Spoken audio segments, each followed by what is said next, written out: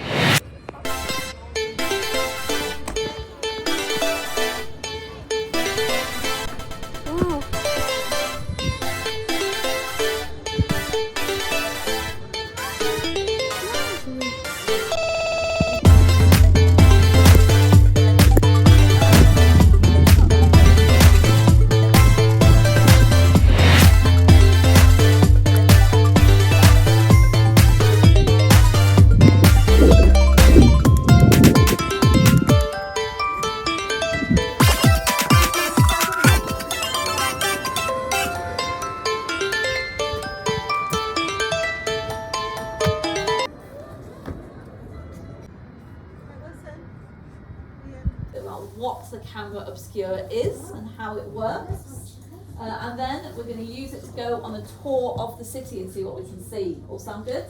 Yeah. Amazing. Well, I'm going to do, if it's all right, I'm going to get you guys to budge up a little bit so we can have people not behind me, because you won't see very much if I'm in the way. Are you guys okay down there?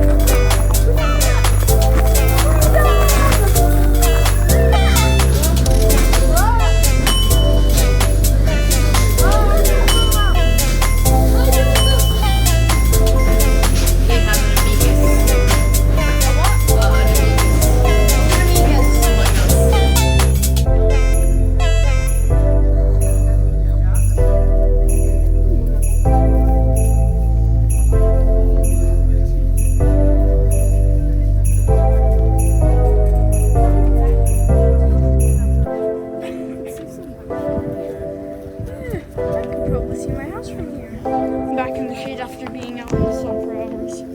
I've been out here for hours. And then even though Edinburgh Castle is still amazing to see.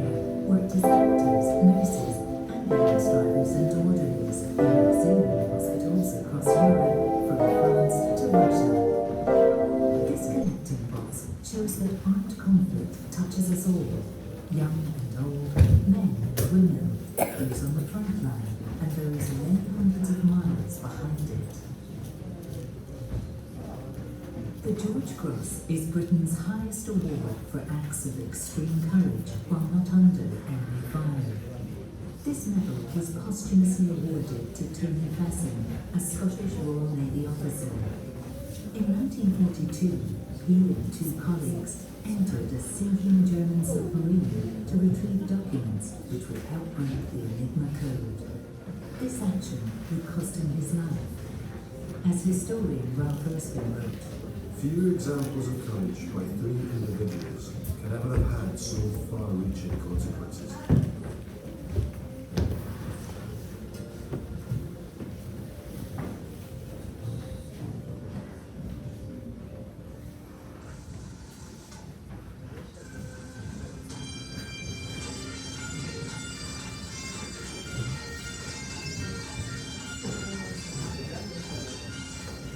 image of the Highland soldier remains familiar today, a seemingly timeless evocation of the spirit of Scotland's military tradition.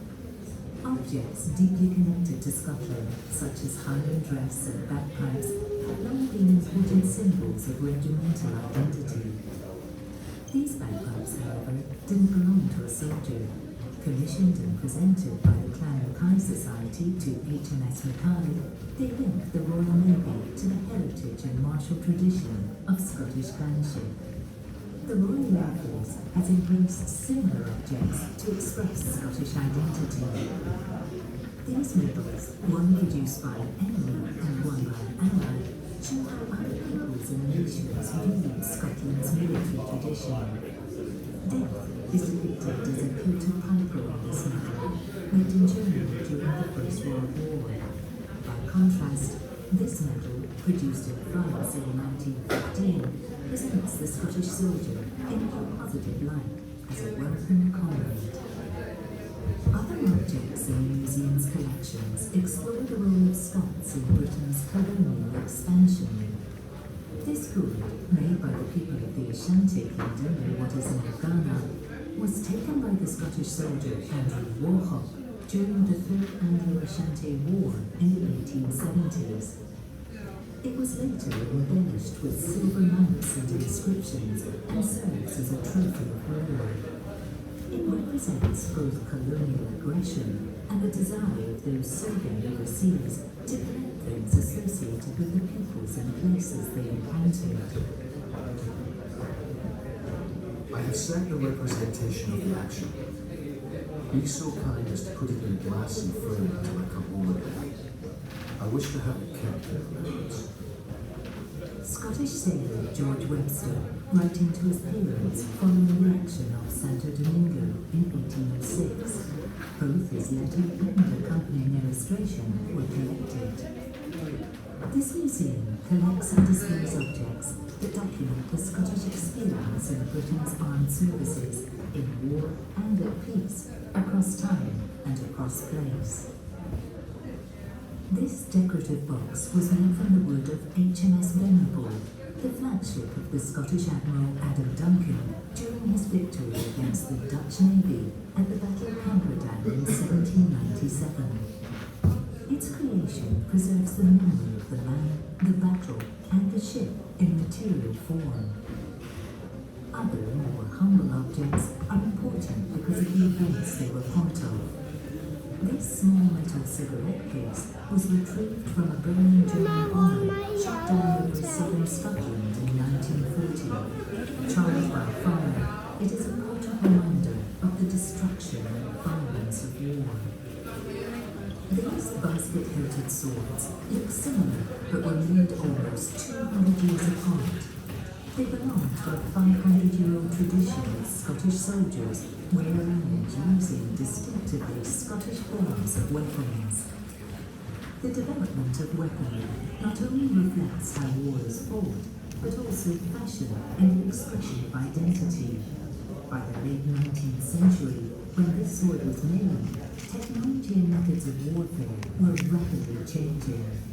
Yet despite these changes, the continued ceremonial use of swords such as this reveals the importance of display, tradition, and identity in Scottish military life. Being a Scot myself, it gives me particular joy to have this, our national flag.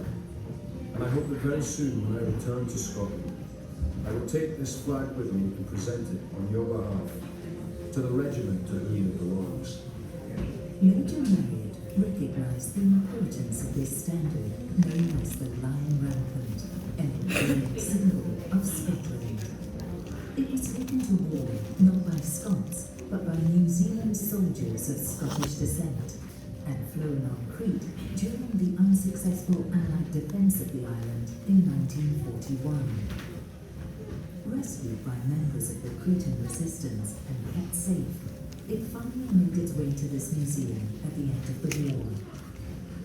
The standard encapsulates the power of the objects on display in these galleries to recall the past and to understand Scotland and the wider world in which the trauma of war is never far away.